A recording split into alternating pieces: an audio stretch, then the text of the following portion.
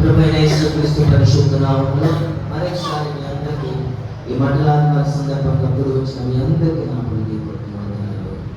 ఇదివరకు పాటలు పాడి ప్రభువుని కనపరిచిన బిడ్డలందరినీ దేవుడు అత్యధికంగా దీవించుగాక. చదువు దేవుని వాక్యాన్ని మనం ధ్యానించుకుందాం. యెషయా గ్రంథం, ద బుక్ ఆఫ్ ఐజాయా, యెషయా గ్రంథం తీయండి 56వ అధ్యాయము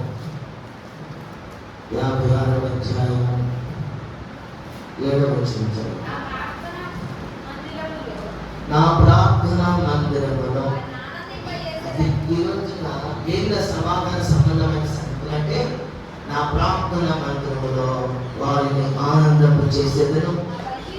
నా బలిపీఠం మీద వారు అర్పించు దహన బలులను నాకు అంగీకారములను నా మందిరము సమస్త జనులకు ప్రార్థన మందిరం అనబడును. దేవునికి స్తోత్రం. హల్లెలూయా. నా మందిరము సమస్త జనులకు ప్రార్థన మందిరము. 6వ వచనం అయితే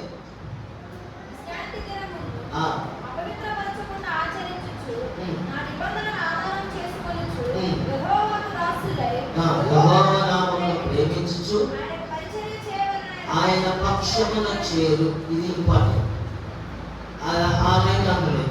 ఆయన పక్షమున చేరు అన్యులను నా పరిశుద్ధ పర్వతమునకు తోడుకొని వచ్చును.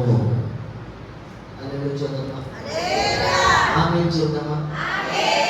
ఆయన పక్షమున చేరు అన్యులనంటే ఎవరు కాదు. అన్యులంటే మనమే. ఒక యూదులు తప్ప అందరం అన్యులమే. వివరిస్తా. అన్యులను నా పరిశుద్ధ పర్వతమునకు తోడుకొని వచ్చెదను. దేవునికి మహిమ కలుగునుగాక. ఆ ప్రార్థన మందిరంలో ముందు అప్పట్లో యూదులకు మాత్రమే ప్రవేశం ఉండేది. అందుకని అన్యులంటే ఎవరంటే మనందరం అన్యులమే. మనం అన్యులంటే ఇంకొక ఆలోచన చేస్తూ ఉంటాం. యేసు రక్తం చేత కడగబడకుండా ఉన్న రోజుల్లో ఉన్న జీవితం మన దినాలలో మనందరము అన్యులమే. అన్యులలో దేవుడు ఏం చేశాడు? మనందరినీ విడిపించి రోజున దేవుని మందిరంలో ఆయన పక్షమున చేరిన అందరికీ ఏమిచ్చాడంట? పరిశుద్ధ పర్వతమైన దేవుని మందిరం ఇచ్చాడు. దేవుని స్తోత్రం కలుగునుగాక. హల్లెలూయా. యేసు ప్రభువారు ఇంకా పుడతాడనగా 700 సంవత్సరాల క్రితమే యెషయా ప్రవక్త ఈ ప్రవచనం ఎత్తు మాట్లాడిన నా మందిరము సమస్త జనులకు ప్రార్థన మందిరము. దీనిని ఏం చేస్తున్నారు? ఈ ప్రార్థన మందిరం ఇందులో ఏం చేయాల్సిందంటే ఏం చేయాలో నేను చెప్తాను. కానీ ఏం చేస్తున్నారు? క్రయ విక్రయాలు చేస్తున్నారు. క్రయ విక్రయాలు అంటే అమ్మడం, కొనడం, వ్యాపారం. మందిరంలో వ్యాపారమా? దేవుని మందిరం దేనికంట? దేవుని మందిరం సమస్త జనులకు ప్రార్థన మందిరం అంటే ప్రార్థన ఉండాలి. ఈరోజు ప్రార్థన మీద ధ్యానం. ప్రార్థన ఏముండాలి దేవుని మందిరంలో? అందరము ప్రార్థన. మత్తయి సువార్త 7వ అధ్యాయము యేసు ప్రభు చెప్పాడు. ఇదేమో యెషయా ప్రవక్త ప్రవచనం. ఇదేమో యెషయా ప్రవక్త ద్వారా యేసు ప్రభు పుట్టక ముందే, అంటే ఈ లోకంలోకి రాకముందే 700-800 సంవత్సరాల మధ్యలోనే ప్రవచనమైన మాటలు యేసు ప్రభు ఏం చెప్పారో ఒకసారి చూడండి. మత్తయి సువార్త 21వ అధ్యాయము 13వ వచనం చదువుకుందాం. ఇక్కడ చూడండి, యేసు ప్రభు నోటి నుండి వచ్చిన మాట, సాక్షాత్తు యేసు ప్రభు నోటి నుండి వచ్చిన మాట ఏంటంటే నా మందిరము ప్రార్థన మందిరం అనబడను అని రాయబడినది. అయితే మీరు దానిని ఏం చేశారు? దేవునికి స్తోత్రం కలుగునుగాక. మనం ఏం చేయాలి? దేవుని నమ్ముకున్నాం. మనం దేవుని మందిరంలో మనం ఏం చేయాలట? ప్రార్థన చేయాలి. ఏమంటారు అనే సందర్భంగా నేను చెప్పే అంశం ఏంటంటే ప్రార్థన. దేవునికి మహిమ కలుగునుగాక. హల్లెలూయా. నా ప్రార్థన మందిరంలో నీకేమి ఇస్తానంటున్నాడు? ఆనందం ఇస్తానంట. ఆనందం ఎప్పుడు ఉంటుంది? అన్నీ ఉన్నప్పుడు ఏం చేస్తాం? దిగులుగా ఉంటే ఏం చేస్తాం? అన్ని దేవుడు అనుగ్రహించినప్పుడు ఎలా ఉంటాం? నీట్గా. అంతేనా? చేయబోతామా? మనసులో ఏదైనా టెన్షన్ ఉంటే మనం ఎలా ఉంటాం? ఒకటి చేయబోయి ఒకటి చేస్తాం, ఒకటి మాట్లాడిపోయి ఒకటి మాట్లాడతాం. ఆలోచన చెమటలు పడతాయి, ఆలోచనలన్నీ మారిపోతా ఉంటాయి. ఏం అర్థం కాదు. మనం ఏం చేద్దామో కొంత దూరం పోయి వెనకొస్తాం, ఏదో ఆలోచన పడిపోతాం. కానీ దేవుని మందిరంలోకి వచ్చిన నీకు ఈ ఉదయ కాలంలో ఈ మట్టలాది వారి సందర్భంగా ప్రతి ఒక్కరిని ఆనందింపచేయునుగా, ఆనందపరచబడునుగాక, ఆనందపరచబడునుగాక. యేసు ప్రభు తరచుగా ఒక ఇంటికి వెళ్తాడు. బేతనియలో వాళ్ళే మరియా, మార్తా, లాజరు ఇంటికి వెళ్తే వారిని ఆనందం చేయించారు. ఎందుకంటే మనకు తెలుసు అన్నీ తెలుసు. తరచుగా వెళ్ళినప్పుడు ఎక్కువగా మార్తా పనుల్లో ఉంటుంది, మరి ఏమో యేసు పాదాల ఎప్పుడు ఉంటుంది. మార్తా ఎప్పుడు ఎక్కడ ఉంటుంది? కిచెన్లో ఉంటుంది. కిచెన్ ఎప్పుడు ఉల్లిపాయల దగ్గర కన్నీళ్ళు పెడతా ఉంటుంది. ఒట్టి కన్నీళ్ళే. యేసు ప్రభుత్వం సంపూర్ణంగా ప్రార్థన అనే కన్నీళ్ళ మనలో ఉండాలి. దేవుని బిడ్డలు అయ్యగారేమో లాజరు గారేమో ఎప్పుడు బయట ఉండేవాడు. ఆ ఇంట్లో మా మరియను బట్టి ప్రభు ఆ కుటుంబాన్ని ఆనందింపచేసింది. లాజరు ఒక రోజున ఏమైపోయాడు? చనిపోయాడు. ఎందులో చనిపోయాడు? దేవునికి తెలుసు అతను చనిపోకూడదని. ఈ లోకంలో కొన్ని ఆచారాల్లో చనిపోయాడు, ఈ లోకం కట్టుబాటు నుండి చనిపోయాడు. ప్రభు వారు తరచుగా వచ్చే ఇంటికి 4 రోజులు దాకా. ఎన్ని రోజులు కంటారు? 4 రోజులు దాకా. దేవుని మందిరానికి వచ్చేటప్పుడు ఎలా రావాలంట? ఎలా రావాలి? ప్రతిష్టతో రావాలి, ఇష్టంగా రావాలి. ఎవరి కోసమో వద్దు. నీ తల్లిదండ్రుల కోసం, లేదా నీ భార్య కోసం, నీ భర్త కోసం, లేదా నీ ఆరోగ్యం కోసమో, లేకపోతే వ్యవస్థల కొరకు కాదు రావాల్సింది. ప్రతిష్టత ఎందుకు రావాలి? ఈ ప్రార్థన మందిరం అనేకులకు, సమస్త జనులకు ఇది ప్రార్థన మందిరం. అంటే దీనికి వాళ్ళే రావాలని ఏం లేదు. యేసు ప్రభు వారు తెరచించేసాడు. దేవునికి మహిమ కలుగును గాక. ఆ ఇంటికి తరచుగా వెళ్ళే ఇంటికి ఈయన వెళ్ళాల. ఆ ఇంట్లో లాజరు గారు అయ్యగారు చనిపోయాడు. ప్రజలంతా ఏమంటారు? చూసావా, ఇదిగో చూడు, తరచుగా పెద్ద వస్తాడు. ఇంట్లో వాళ్ళకి ఆ తమ్ముడు చనిపోయేసరికి ఎక్కువగా మార్తా జనాల్లో కనపడతాడు. మార్త ఏం చేసిందంటే అందరు ముచ్చట్లలో ముచ్చట్లు కూర్చుని టైం వృధా చేసింది. చేస్తే పని చేసింది, లేకపోతే చెప్పండి జనాల్లో ఉంటుంది. లేకపోతే యేసు ప్రభు వారు వాకింగ్ చెప్పేటప్పుడు నిద్రపోతుంది. కానీ వాక్యం మీద అలాంటి ఆమెతో ఆమె, ఎందుకంటే జనాల్లో ఉండే మనిషి కాబట్టి అందరూ అన్నారు, మా తమ్ముడు చనిపోయినా యేసు ప్రభు లేదు, రాలేదు అని చెప్పుకుంటుంటే 4వ రోజున ప్రభు వాళ్ళు వచ్చి దేవిస్తున్నారు. ఇది వచ్చాడు చూడు, వచ్చాడు. ఇన్నాళ్ళు రాకుండా, ఎన్ని రోజులు రాకుండా వాళ్ళు పెట్టి తిని రాకుండా ఉంటారని జనాలు సడుగుతున్నారు. నాకు అన్నీ తెలుసు. మరి మాత్రం విశ్వాసం ఉంది. నీ ఇంట్లో కూడా నీకు విశ్వాసం ఉంది. నీ కుటుంబం అంతా ఆనందింపచేయబోతున్నాను. మరి బట్టి ఆ కుటుంబం ఆనందింప. జక్కయ్య జీవితంలో దేవుడు ఆనందింపచేశాడు. తను డబ్బులు సంపాదిస్తున్నాడు కానీ అన్యాయంగా లేకపోతే అక్రమంగా కానీ నెమ్మది లేదు. యేసు ప్రభు వారు ఎప్పుడైతే తన జీవితంలోకి వచ్చాడు, తన కుటుంబం ఎలా ఉంది? ఆనందం కలిగింపు చేశాడు. శతాధిపతి గృహంలో దేవుడు ఆనందింపు చేశాడు. దేవునికి స్తోత్రం కలుగును గాక. హల్లెలూయా. ఇక మనం చెప్పుకుంటూ వెళ్తే పేతురు అక్క జ్వరంతో బాధపడితే ప్రభు ఆ స్థలంలోకి వెళ్ళి కపెర్నహూములో పేతురు అక్క ఇంటికి వెళ్ళినప్పుడు ఆమె జ్వరంతో బాధపడుతుంటే ప్రభు వారి ఇంటికి వెళ్ళి ప్రార్థన చేయగానే ఆమె జ్వరం ఏమైంది? కొట్టుకుపోయింది. ఉపచారం చేయడం అంటే యేసు ప్రభువుకి ఆహారము సిద్ధంగా వచ్చింది. దేవునికి స్తోత్రం కలుగును గాక. హల్లెలూయా. ఇర్మియా గ్రంథం 3వ అధ్యాయము తీయండి. ఇర్మియా గ్రంథం 3వ అధ్యాయము 14-15 వచనాలు చదువుకుందాం. తిరిగి రండి, నేను మీ యజమానులను ఒకనొక ఇక్కడ నుంచి ఒకనొక పట్టణములో నుండి ఒకరిగాను ఒకనొక కుటుంబంలో నుండి ఇద్దరుగాను నేను తీసుకొని సియోనుకు రప్పించెదను. నాకు ఇష్టమైన కాపురులను మీకు దేవునికి స్తోత్రం కలుగుగాక.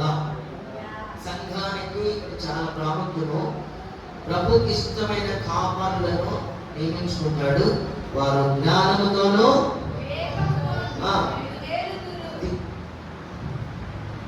మీకు ఏర్పడి కాదు, కానీ మేము వాక్యాన్ని విద్యుతున్నాం, వాక్యాన్ని మీకు బోధిస్తున్నాం. ఎలాంటి ప్రభుకి ఇష్టమైన వారు ఈ రోజులు ఉన్నారా?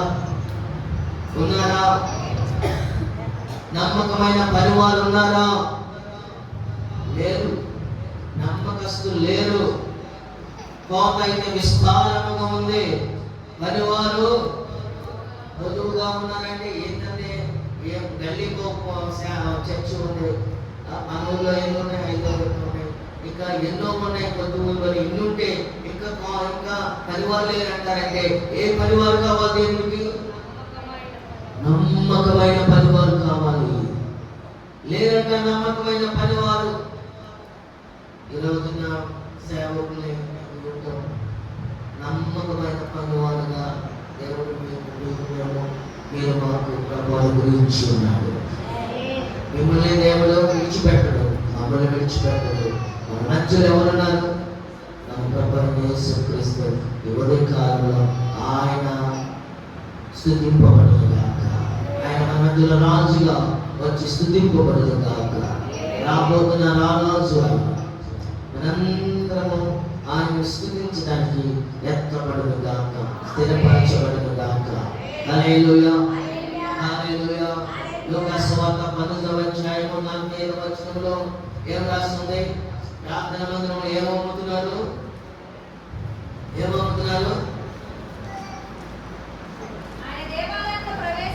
ఆయన యేసు ప్రభువారు దేవాలయంలో ప్రవేశించినప్పుడు ఇది ప్రార్థనా మందిరం. అక్కడ గురువులు అమ్ముతున్నారు. ఏమమ్ముతున్నారు అంటే 3 స్వార్థలు అన్నీ. నేను అయితే నా సబ్జెక్ట్ అవును కాబట్టి నేను చూపించలేదు. గురువులు అమ్ముతున్నారు. ఇంకా ఏలం పాటలు వేస్తారు. ఏలం పాట దేవుడి మందిరంలో ఏముండకూడదు? ప్రార్థన తప్ప వాక్యము. ఇది ప్రతిది అనేకులకు, సమస్త జనులకు ఇది ప్రార్థన మందిరం. కానీ ప్రజలు ఏం చేస్తున్నారు? ఏలం పాటలు వేస్తున్నారు. ఎవరైనా కోడి తెస్తే ఏలం పాట, గుడ్డు తెస్తే ఏలం పాట, ఏదైతే ఏలం పాటలు వేస్తారు. దేవుడి మందిరంలో ఏముండకూడదు? మన దైనందిన జీవితంలో ప్రార్థనే ఉండాలి. అంటే నేను చెప్పబోయే మందిరము ఏ ప్రార్థన మందిరం అంటే ఈ ప్రార్థన మందిరం, ఆ ప్రార్థన మందిరం జరగని నా ప్రార్థన మందిరం. ఇందులో మన జీవితం ఏముండాలి? ప్రార్థనకు సమయం కేటాయించబడి ఉండాలి. మిమ్మల్ని అడుగుతున్నాను ప్రశ్న, మనకు ప్రార్థన సమయం ఉందా? ప్రార్థన సమయం కేటాయించబడి ఉన్నదా? మిమ్మల్ని అడుగుతున్నాను. ఉందంటే ఒకటి నొక్కండి, లేదంటే 2 నొక్కండి. ఏది నొక్కుతారు? ఉందా లేదా? ఉందంటే ఒకటి నొక్కండి. దేవుని స్తోత్రం. మనకు సమయం ఉండాలి. దేవుని బిడ్డలు అయ్యింది, దేవుని నమ్ముకొని మనకు ప్రార్థన సమయం ఉంటే ఎంత జటిలమైన విషయాలైనా పరిస్థితులైనా మార్చబడతాయి. ఎన్నాళ్ళు సేవకుల ద్వారా ప్రార్థన చేసుకోవడం అది ఒక ఎత్తు, అది ఉండాలి కాదంటలేదు. కానీ మన దైనందిన జీవితంలో కూడా ప్రత్యేకత ఉన్నప్పుడు మనకు సమాధానం కలిగిపోతుంది, సంతోషం అనుగ్రహించిపోతున్నాడు, స్వస్థతలు అనుగ్రహించబడతాయి, ఆశీర్వాదాలు అనుగ్రహించబడతాయి. ప్రార్థనలో ఉన్న ప్రాముఖ్యత ఏంటంటే మనకు తెలియదు. కానీ ప్రార్థన అంటే దానికి పెద్దగా మనము విలువ ఎంతో కొద్దిగా ఇస్తాము, కానీ సంపూర్ణంగా ఇవ్వము. చాలా మంది ఒక 100 మందిలో తీసుకుంటే 1-2 తప్ప మిగతా 98 మంది ప్రార్థన అంత విలువ. దేనికి విలువిస్తామంటే ఒక ప్రత్యేకమైన ఒక ఫంక్షన్ లాంటిది ఏదైనా ఉంటే దాన్ని వెలిగిస్తాం. ప్రార్థనకైతే ఎట్లా వస్తాం? సామాన్యులుగా వస్తాం. పోగొట్టుకున్న వాళ్ళుగా ఏదో పోగొట్టుకున్నట్లుగా వస్తాం. ప్రార్థన మందిరమైన విశిష్టత ఏంటంటే మొదటి మాట. ఈరోజు 3-4 విషయాలు కనుక మీకు ప్రార్థనలో ఉన్న విషయాలు తెలియపరుస్తారు. మొదటి మాట అంటే ఈ రోజున ఈ మఠలాదివారం సందర్భంగా ఎప్పుడు ఇనే మాటలు కాకుండా ఒక ప్రత్యేక ధోరణిలో, ప్రత్యేక కోణంలో మొదటి మాట ఏంటంటే చదవండి. దినవృత్తాంతాలు రాసిన 2వ గ్రంథం, దినవృత్తాంతాలు రాసిన 2వ గ్రంథం 7వ అధ్యాయము 14వ వచనం. అవును, నా పేరు ఎవరికంటే యేసు ప్రభు, యేసు రక్తం చేత కడగబడిన మనందరికీ పేరు, ఆయన పేరు పెట్టబడి ఉంది కాబట్టి నా పేరు పెట్టబడిన నా జనులు ప్రభు సన్నిధికి వచ్చేటప్పుడు తమను తాము తగ్గించుకొని ప్రార్థన చేసి నన్ను వెదకి. ఇక్కడ చాలా ప్రాముఖ్యమైన విషయాలు. తమ చెడు మార్గములను విడిచిన ఎడల అప్పుడు దేవుడు ఏం చేయబోతున్నాడంటే ఆకాశం నుండి నేను వారి ప్రార్థనను విని వారి పాపములను క్షమించి వారి దేశం అంటే మన కుటుంబాన్ని స్వస్థపరచబోతున్నాడు. హల్లెలూయా, హల్లెలూయా. ఈ స్థలమందు చేయబడు ప్రార్థన మీద ఇంతటి నా కన్ను దృష్టి నిలుచును, నా చెవులు దానిని ఆలకించు. నా పేరు పెట్టబడిన జనులు, నా పేరు పెట్టబడిన జనులు ఏం చేయాలి? ఆమె తగ్గించుకొని ప్రార్థన చేసి నన్ను వెదకి తమ చెడు మార్గములను విడవాలి. అప్పుడు ఆకాశం నుండి నేను వారి ప్రార్థన వింటాను. దేవునికి స్తోత్రం. హల్లెలూయా, హల్లెలూయా. చాలా మంది మనము తగ్గించుకోవాలి. ప్రార్థన మందిరంలో మొదటగా తగ్గించుకోవాలి. తగ్గించుకోవడం అంటే అర్థం ఏంటంటే, ఇప్పుడు అర్పణ అర్పించడానికి వచ్చావు, నీ సహోదరి నీతో మాట్లాడదు, నీ ఇద్దరికి ఏదో పడింది, ఏదో లడాయి పడింది, మీ ఇద్దరు ప్రభు సన్నిధికి వస్తున్నారు. దేవుని మందిరంలో విశ్వాసం, దేవుని చేత ఏర్పరచబడినవారు, ఆయన పేరు పెట్టబడిన చేతులు. వెంటనే ఏం చేయాలి? ఆ సహోదరి దగ్గరికి వెళ్ళి ఏం చేయాలమ్మా? ఏం చేయాలి? మనం మనము ఒకరికొకరు, నేనే దిగకూడదు మీరు దిగాలి, మీరే దిగకూడదు నేను దిగాలి, నేను మెట్టు దిగాలి మీరు మెట్టు దిగాలి. ఇప్పుడు నేను ముందుగా వచ్చాను, రాను వస్తున్నాను, నువ్వేం చేయాలి? నువ్వేం చేయాలి? ఎదురుగా వెళ్ళాలి. నేను నీ దగ్గరికి వస్తున్నాను, మీరు నాతో మాట్లాడాలి అనుకోండి కాసేపు, మీరు మాట్లాడరు నాతో అనుకోండి కాసేపు.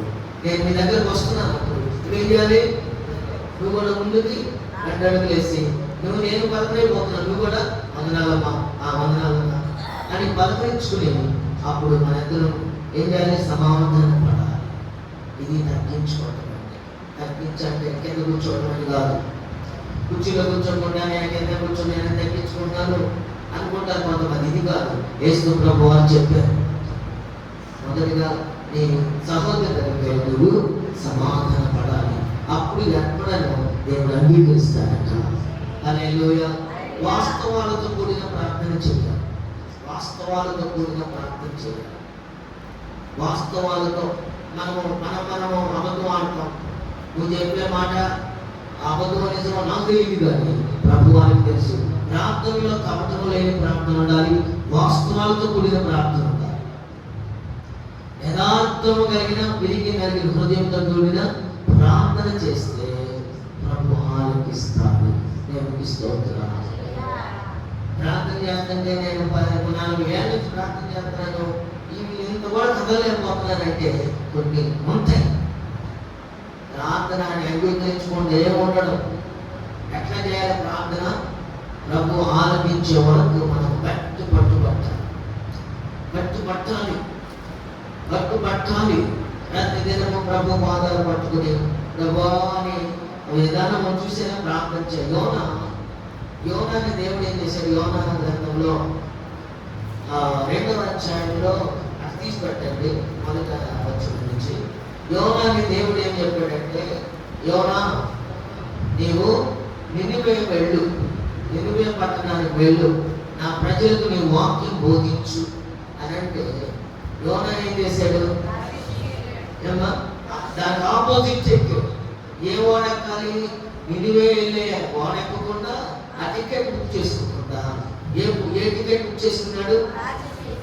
తర్షీషు అనే టికెట్ బుక్ చేసుకున్నాడు, ఎక్కి కూర్చున్నాడు, మనందరికి తెలుసు. కానీ దేవుడు ఏం చేశాడు? 2వ అధ్యాయం మొదటి వచ్చిన చదువుకుంటే ఇప్పుడు ఏం చేశాడు దేవుడు? దేవుని మాట ఏం చెబుతుంది? అది వినకుండా ఈయన ఎందుకు ఆ ప్రజలు చాలా పాపముతో కూడి ఉన్నారట. దేవుని ప్రజలను ఎంతో బాధ పెడుతున్నారు.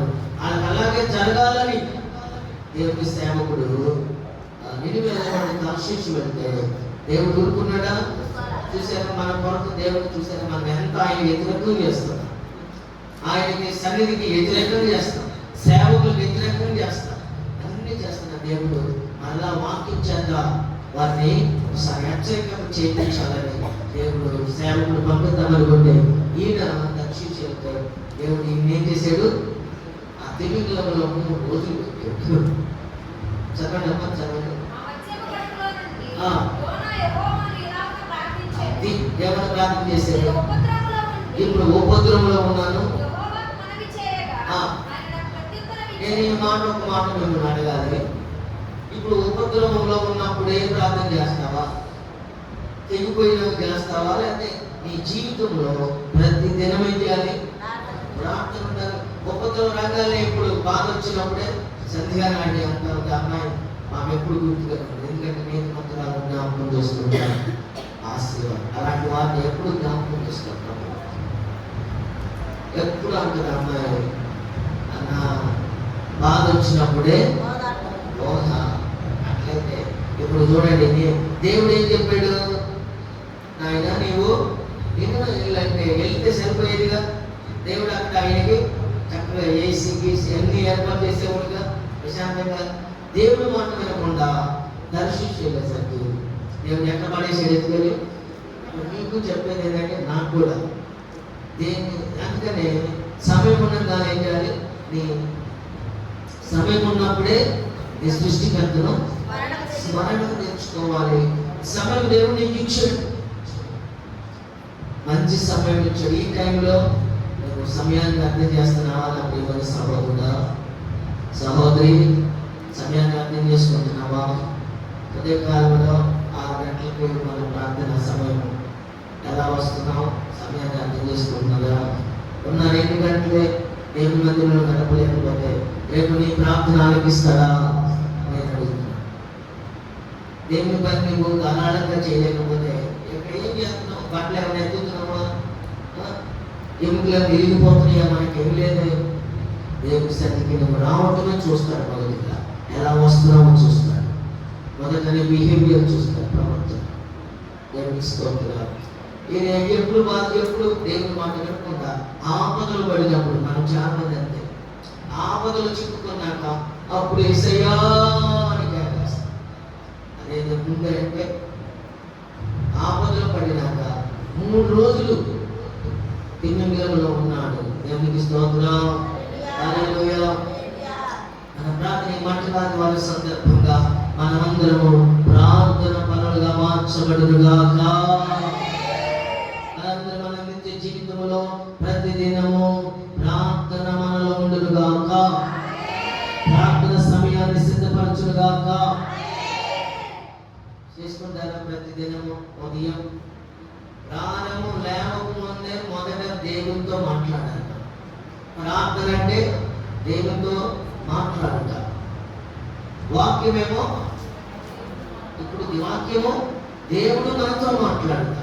ప్రార్థన మనము దేవునితో. ఇప్పుడు మీకు అర్థమవుతుందో లేదో, ఇప్పుడు మనము ఏం చెప్పాలనుకున్నది చెప్పేయచ్చు. ఇప్పుడు ప్రభువు వాక్యం ఏం చెప్తున్నాడు? ఆయన చెప్పే చెప్తున్నాడు. మనకి తిరిగి మనకు కూడా ఉంది అవకాశం. అంతేనే కదా?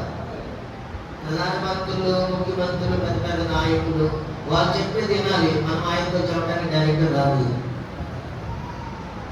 మధ్యలో ఇంకొకరు చెప్పాలి, ఆయన చూద్దాం లేదో తెలియదు. కానీ మన ప్రభు వారు ఇప్పుడు మనతో మాట్లాడుతున్నాడు.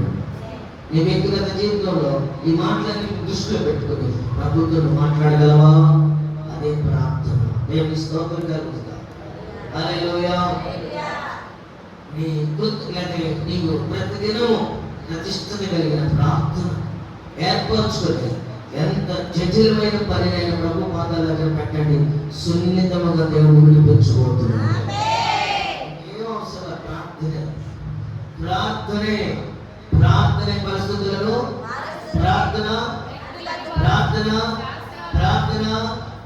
ఎన్ని నేను అంటాను ఉంటాను, ఎన్నైనా చెప్పవచ్చు. ప్రార్థన ప్రతి దానికి సొల్యూషన్. ప్రార్థన నేను వేదాక్షరాలతో రాసి ఇక మానం గుర్తు వేసుకుంటే అర్థమంటారు. దీని నుండి ప్రతిదీ సొల్యూషన్ ఉంది, ప్రతి దానికి పరిష్కారం ఉన్నది. లూకా సువార్త 3వ అధ్యాయం 2వ మాట చదువుకుందాం. 2వ మాట చదువుకుందాం. లూకా సువార్త 3వ అధ్యాయము 21 చదువుకుందాం.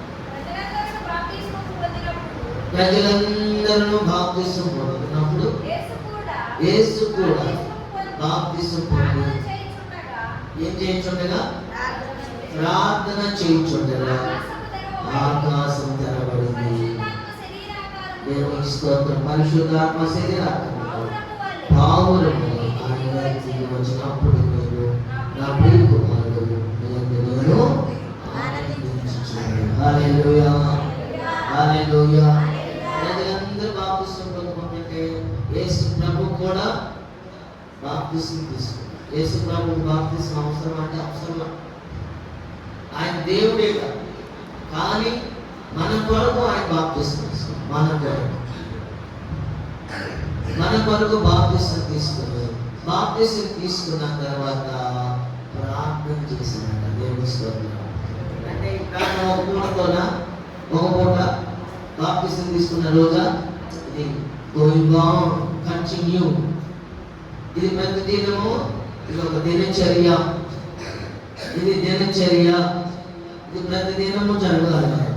మనం ఎలా భోజనం చేస్తున్నాము, ఎలా ఉదయం ఎక్కడికి వెళ్తాం, ఇవన్నీ దేవుడు మనకి ఇచ్చిన అన్నింటికంటే ఉదయకాలంలో నలుగులో మొట్టమొదటిగా దేవుడిని మనము ఆరాధించాలి. ఆ నోటితో నువ్వు వచ్చి ప్రైజ్ ది లార్డ్ అంటే అప్పుడు నీకు ఆశీర్వాదకంగా మార్చబడి వాక్యంలో ఉంది. పొద్దున్నే నీవు 1 గంట చేస్తావో 2 గంటలు చేస్తావో ప్రభుని స్తుతించినాక ఈ నోటితో ఎదురు మనిషితో ప్రైజ్ ది లార్డ్ అనగానే నువ్వు ప్రైజ్ ది లార్డ్ చెప్తే నీ నోటి నుండి వాళ్ళకి ఆశీర్వాదం వచ్చిన అదే లేచి కళ్ళు తుడుచుకుంటా ప్రైజ్ ది లార్డ్ చెప్పక ప్రైజ్ ది లార్డ్ అన్నాను, ఇది శాపముగా వెళ్ళిందంట. చూసారు ఎంత తేడా ఉందో? నీ ఉదయకాలంలో వేకువనే ప్రభువుని దర్శించిన కాలం ప్రారంభించుకోండి. నువ్వు ఎదుటి వారికి ప్రైజ్ ది లార్డ్ చెప్తే అది దీవెనకరంగా మార్చబడింది. ఆమేన్ చేద్దామా? ఆమేన్. ఇప్పుడు యేసు ప్రభువారు బాప్తిస్మం తీసుకున్నాక ప్రార్థన చేయించుండగా అంటే ఇది కంటిన్యూ గోయింగ్ ఆన్ జరుగుతూ ఉండాలి. అప్పుడు పరిశుద్ధాత్మ దేవుడు ప్రభు మీద రాలే ఒక శరీరాకారంతో పావుడు వలె ఆయన మీదకి వచ్చినప్పుడు నీవును నా ప్రియ కుమారుడు నేను నీకు శబ్దం వినపడతాను. నీవు నా ప్రియ కుమార్తె నేను ప్రభు అని ఆనందిస్తే ఇక అవధులు లేదు, హద్దు ఉండదు. అంతగా దేవుడు హెచ్చిస్తాడు. ఒకసారి అపోస్తలుడు పౌలు గారు ఏం చెప్పాడో చూద్దాం. ఎఫెసీ పత్రిక ఎఫెసీ సంఘానికి అపోస్తలుడు పౌలు 6వ అధ్యాయము 18వ వచనం చాలా ప్రాముఖ్యం. ఆత్మ వలన ప్రతి సమయమందులో ప్రతి విధమైన ప్రార్థనను విజ్ఞాపనను చేయించు ఆ విషయమై సమస్త పరిశుద్ధుల నిమిత్తము పూర్ణమైన పట్టుదలతో విజ్ఞాపన చేయించు మెలకువగా ఉండి ఆత్మ వలన ప్రతి సమయమందున ప్రతి విధమైన ప్రార్థన విజ్ఞాపన చేయించు ఆ విషయమై సమస్త పరిశుద్ధ నిమిత్తమును పూర్ణమైన పట్టుదలతో. ఏ పట్టుదల ఇది?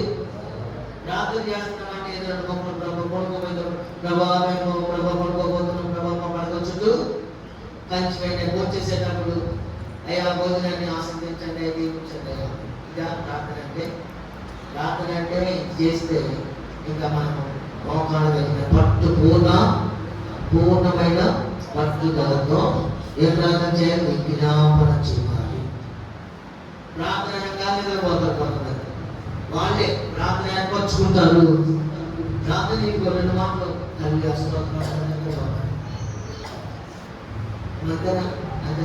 అంతే కదా. పట్టుదలని కనీసం ప్రభు దగ్గర నుంచి ఆ జవాబు వచ్చేదాకా. జవాబు రావాలంటే 2 గంటల 6 గంటల రోజంతా సరే పట్టాలి. మొదలు పెట్టామంటే ప్రభు దగ్గర నుంచి మనం సంపాదించుకోవాలి. స్తోత్రం కలుగుతుందా? హల్లెలూయా. పూర్ణమైన పట్టుదల కలిగి ఉండాలి. మనం విశ్వాస జీవితంలో మనం కూడా ఒక ప్రతిష్టత ఉండాలి. ఉపవాస దినం ప్రకటించుకోవాలి, వ్రత దినం సిద్ధపరచుకోవాలి. నీవు రహస్య స్థలంలో నీ పూర్ణమైన పట్టుదలతో ప్రార్థన చేస్తూ ఎంత జటిలమైన వాటిని కూడా దేవుడు విడిపించబోతున్నాడు. ఏదో కాసేపు కాదు, కానీ నేను చెప్పే ప్రతి మాటలు బాగా ఇబ్బంది ఉండొచ్చాను, కానీ వాస్తవం సత్యం. చేదుగా ఉంటాయి దేవుని మాట్లాడుతుంది, కానీ లోతుగా వెళ్తే చేదుగా అనిపిస్తుంది, కానీ నువ్వు అందులో వెళితే తీపుగా ఉంటుంది. అవి మన జీవితాలను మార్చింది. అపోస్తల కార్యములు 1వ అధ్యాయము 13, 14 చదువుకుందాం. అపోస్తల కార్యములు 1వ అధ్యాయం 13, 14 చదువుకుందాం. వారు పట్టణంలో ప్రవేశించి తాము బస చేయుచుండిన మేడ గదిలోనికి ఎక్కిపోయి, ఒక్కొక్కరి పేర్లు ఉన్నాయి ఇక్కడ. పేతురు, యోహాను, యాకోబు, ఆంద్రెయ, ఫిలిప్పు, తోమా, బర్తలోమి. బర్తలోమి అంటే ఎవరు? చెప్పండి, ఎవరు?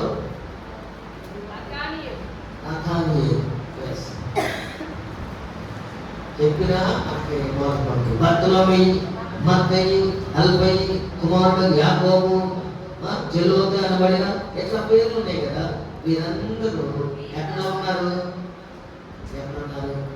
వీరితో కూడా కొందరు స్త్రీలు అంటే యేసు తల్లి అయిన మరియు ఆయన సహోదరులు ఏక మనసుతో ఎడతెగక. ఏ మనసుది? ఎక్కడికి చేయలేదు వీళ్ళు? దేవుని మనకి మేడ కదనగా దేవుని మందిరమే. దేవుని మందిరం ఎప్పుడు అంటే యేసు ప్రభు వారు అసలు ఆయన ఆఫ్టర్ రిజరెక్టెడ్ పునరుద్ధానుడైన తర్వాత 40 రోజులు. ఈ 40 రోజులు అక్కడక్కడ ప్రభు వారు కనపరుచుకున్న తర్వాత యేసు ప్రభు వారు ఆరోహణమయ్యారు. 40 అయిపోయినారు. అక్కడ ఆరోహణమై అందరూ యేసు ప్రభు వారితో వెళ్ళారు. ఆయన వెంటనే ఒలివల కొండ మీద నుంచి ఆరోహణమై వెళ్ళిపోతున్నప్పుడు అక్కడ 5,000 మంది ఉంటారు. 5,000 మంది ఉంటే అక్కడి నుంచి మేడ గదికి వెళ్ళారట. ఎంతమంది మేడ గదిలోకి వెళ్ళింది? 120. మరి మిగతా వాళ్ళు 5,000 మంది ఉన్నారు ఈ ఊర్లో అనుకుందాం. కాసేపు ప్రభు సన్నిధికి ఎంతమంది వచ్చారు? ఎడతెగక ప్రార్థన చేయడానికి 120 మంది. ఈ 120 మందిలో ఇంకో లిస్ట్ ఉంది, ఇక్కడ చదివిన లిస్ట్. వీళ్ళందరూ 10 రోజులు చేశారట. దేవునికి స్తోత్రం, హల్లెలూయా. పెంతెకోస్తు పండుగ దినం అనగా 50 రోజులు. అంటే యేసు ప్రభు రిజరెక్టెడ్ దగ్గర నుంచి వీళ్ళ ఆత్మతో నింపబడిన దాకా 50 రోజులు. యేసు ప్రభు ఆరోహణమైన తర్వాత 10 రోజులు కనిపెట్టుకున్నారట మేడ గదిలో. 5 నిమిషాలు ప్రార్థన చేయగానే ఏంటంటే మనం 5 నిమిషాలు ప్రార్థన చేస్తే మనకి ఇసుకు పుట్టింది కదా, ఏది అవ్వదు అనుకుంటాం. 10 రోజులు కనిపెట్టుకున్నాం. ఈ 120 మంది 10వ రోజున వారి మీదకి పరిశుద్ధాత్మ దేవుడు రాలేడు.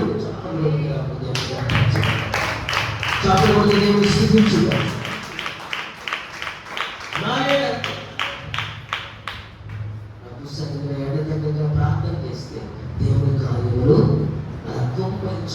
ఆకాశం ఆకాశం తెరబడింది. ఈ మంటల ఆదివారం అంటే ఏదో మంటలు తెచ్చి చేసే ఆదివారం కాదు, కానీ మనలో ఒక ఎడతెగక ప్రార్థన ఉండాలి. దేవుని స్తోత్రం. హల్లెలూయా. కనిపెట్టుకునే ఆలోచన ఉండాలి, ప్రార్థనతో కనిపెట్టుకోవాలి. ఇది మనం ప్రేమకి వచ్చిన 10 రోజులు కనిపెట్టుకోవాలి. ఇసుకు లేకుండా ఎడతెగక ప్రార్థన చేయడం దేవుడు వారిని ఆశీర్వాదకరంగా నడిపించే దేవుని స్తోత్రం. హల్లెలూయా. ఎందుకు ప్రార్థన చేశారంటే, ఇక్కడ ఎందుకు వీళ్ళు లోపలికి వెళ్ళి మేడగదిలోకి వెళ్ళి 120 మందితో 10 రోజులు కనిపెట్టుకున్నారంటే, నీకు ఇచ్చిన వాగ్దానం నెరవేర్చబడటానికి. నాకు ఇచ్చిన వాగ్దానం నెరవేర్చబడాలంటే 31 రోజున ఏది వాగ్దానం? 31 రోజున వాగ్దానం తీసుకుంటాం. వాగ్దానం తీసుకుంటాం 31 ఏది? డిసెంబర్ 31. దీన్ని ఎక్కడ పెడతాం? బైబిల్లో పెడతాం. రోజు ఒకసారి చెప్తాం లేదు. సరే, ఎడతెగక ప్రార్థన చేయాలి. నా దేవుడు నాకు అనుగ్రహించిన వాగ్దానం ఏంటంటే, నా నామమున మీరు నన్ను ఏమి అడిగినానో నేను చెబుతాను. ఇప్పుడు ఈ వాగ్దానం పట్టుకుని నేను ఏం చేయాలి? ఎడతెగక ప్రార్థన చేయాలి. ఏం ప్రార్థన చేయాలి? ఎడతెగక అంటే ఈ వాగ్దానం నెరవేర్చేదాకా చెప్తాను. దేవుని స్తోత్రం కలుగుతుంది. వాగ్దానం వచ్చింది నాకేం పర్లేదు అనుకుంటున్నా ప్రార్థన చేసేది. ఎందుకంటే వాగ్దానాలు నెరవేర్చబడటానికి. చెప్పండి, ప్రార్థన ఎందుకంటే నా వాగ్దానం నెరవేర్చబడటానికి. చెప్పండి అందరూ, ప్రార్థన ఎందుకంటే దేవుడు నాకు ఇచ్చిన వాగ్దానమును నేను పొందుకోవడానికి, నెరవేర్చబడాలంటే నేను ఎడతెగగా ప్రార్థన చేయాలి. అంతేగాని మనము వాగ్దానం ఇచ్చేదాన్ని పెట్టేసుకుంటే ఉపయోగం లేదని వాక్యించవద్దు. దేవునికి స్తోత్రం కలుగుతుంది. మన వాగ్దానాలు నెరవేర్చబడాలంటే మనం ఏం చేయాలంటే చాలా ఇంపార్టెంట్ విషయాలు ఉన్నాయి. అపోస్తల కార్యములు 10వ అధ్యాయం 9వ వచనం చదువుకుందాం. అపోస్తల కార్యములు 10వ అధ్యాయం అపోస్తల కార్యములు 10వ అధ్యాయం 9వ వచనం. అదే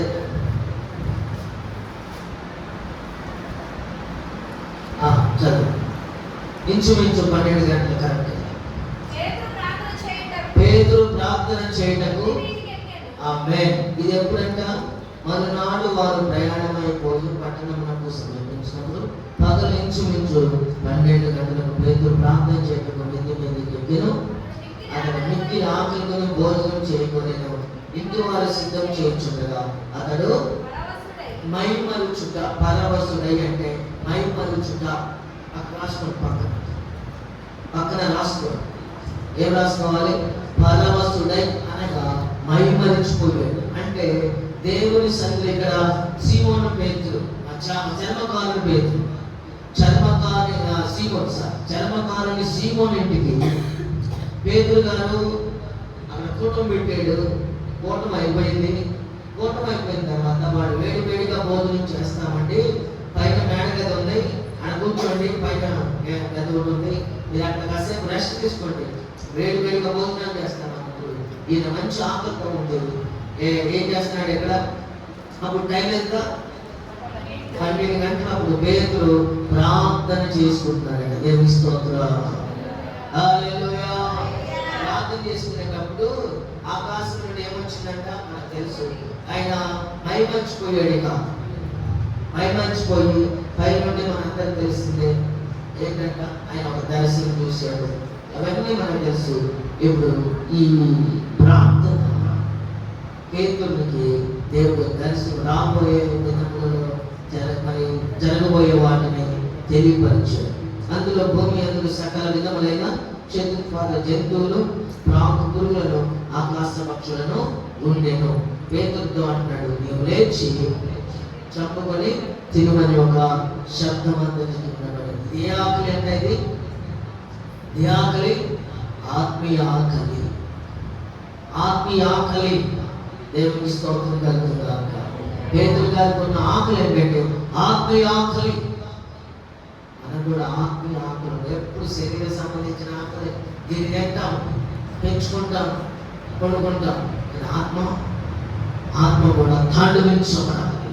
ఎబేసు ప్రాంతంలో మనం చూస్తున్నాం కదా, ఏమైనా ఒకటే ఎబేసు ప్రాంతంలో నిశ్చయముగా నీవు నన్ను ఆశీర్వదించు, నా సరిహద్దులో విశాలపరచు, నీ చెయ్యి కీడుల నుండి ఇలాంటి ప్రార్థన మనలో ఉండాలి. మటలాగా సందర్భంగా మరి దేవుడు మనకి ఇచ్చిన ఈ ఆత్మీయ జీవితంలో ఇది ఎన్నోలో మరి ఎన్ని ఆత్మీయ జీవితంలో ప్రతి దినమూ చూస్తున్నాం. మటలాగా ప్రతి సంవత్సరం చూస్తున్నాం. ఏదో 4 మాటలు మీరు వెళ్తున్నావా, లేకపోతే నీలో ప్రార్థన అనే ఒక దాహం పుడుతుందో, శుభ సందర్భంగా మీకు ఒక ప్రత్యేకముగా ఈ దాహం పుట్టునుగాక, ఈ ఆత్మీయ దాహం పుట్టునుగాక, ప్రార్థన అనే దాహం పుట్టునుగాక, దాహం పుట్టునుగాక, దాహం పుట్టునుగాక. ఇంకా చాలా విషయాలు చాలు. దేవుడి మాటలను మనం స్థిరపరచుగాక. ఆమేన్. ఈ సమయంలో